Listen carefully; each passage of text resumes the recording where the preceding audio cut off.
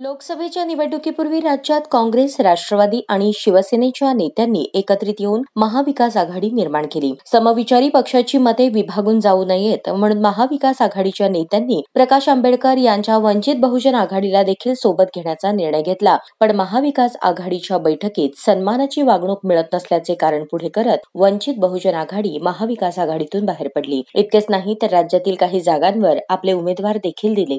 वंचित बहुजन आघाडीने उमेदवार घोषित केल्याने यंदाच्या लोकसभेत देखील भाजपला फायदा होणार आणि काँग्रेस आणि इतर पक्षाला याचा फटका बसणार असे चित्र निर्माण झाले. सोलापूर लोकसभा मतदारसंघाकरता वंचित बहुजन आघाडीने तसा उमेदवार देखील दिला. राहुल गायकवाड यांनी सोलापूरमध्ये येऊन आपला उमेदवारी अर्ज देखील भरला, पण माघार घेण्याची वेळ आली तेव्हा वंचितचे उमेदवार राहुल गायकवाड यांनी आपला उमेदवारी अर्ज माघारी घेत थेट काँग्रेस पक्षाचे उमेदवार आमदार प्रणिती शिंदे यांना पाठिंबा दिला.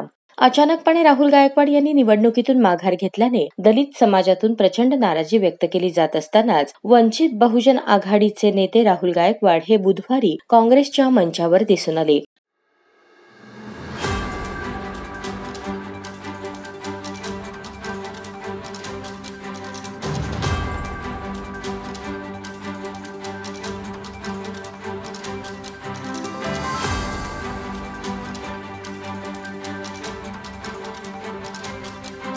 आमदार प्रणिती शिंदे यांच्या प्रचारार्थ जाहीर सभा आयोजित करण्यात आली होती. या सभेसाठी राहुल गायकवाड हे मुख्य मंचावर बसल्याचे दिसून आल्याने दलित समाजाकडून प्रचंड नाराजी व्यक्त केली जात आहे.